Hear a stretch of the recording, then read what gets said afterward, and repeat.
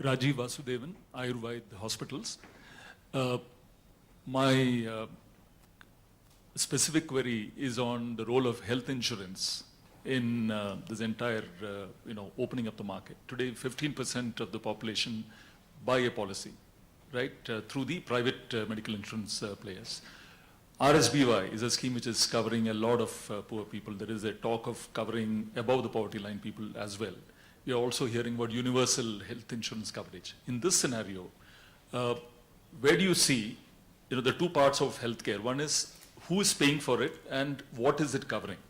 So in this entire discussion, you touched about diarrhea, Balu, but the entire aspect of chronic disease and non-communicable disease care brought under the purview of insurance, and of course the role of Ayurveda in tackling many of these chronic diseases at the root cause level.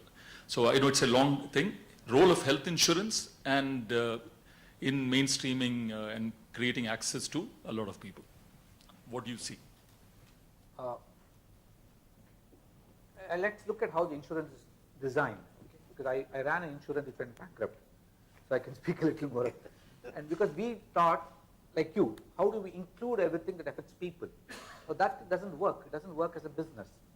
If you want to look at it as a business, what works is what can give me back the returns for my investment. And if you look at, if you pay out claims more than 30% of what you actually catch as premium, you're going to pretty soon go into a black hole which you can't recover from. So that is why most insurance companies look at excluding things that are going to be long drawn in their payments. And that's why chronic diseases get excluded.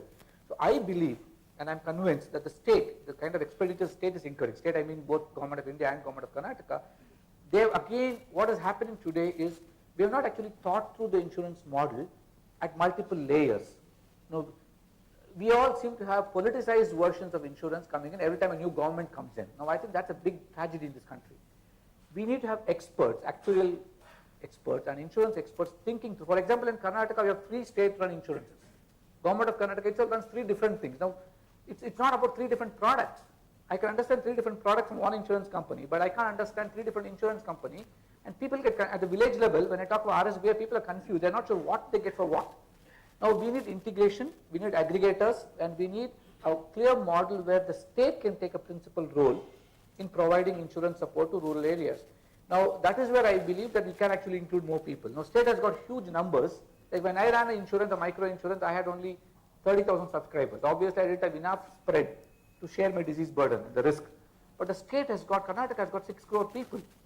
Now, if we can look at that, I believe that, and I strongly feel Ayurveda should be included, especially we're talking of chronic ailments. Today, we know by experience that we have enough evidence to that effect that we can actually handle a lot of things.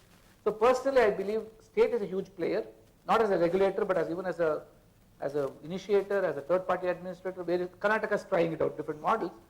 And nationally, I think RSBI needs to go deeper, and we should go beyond politicization of insurance. We all think that changing the name of the insurance will actually change the product, depending on which government is in power. We can go deeper and look at the structural fallacies that each insurance is bringing into it. And end of the day, very sadly, I'm not critical of anybody, but the babus in Nirman Bhavan and people think they know insurance. Now I don't know insurance, but I know the benefits of insurance. So can we have actually get in experts into it? And I think that looks like one way to go for Indian healthcare financing. I'm not saying that's the best way, but looking at the kind of expenses that the state is doing for no returns, maybe it's a better way of doing it. So personally, I would vote for it, and I would vote including Ayurveda.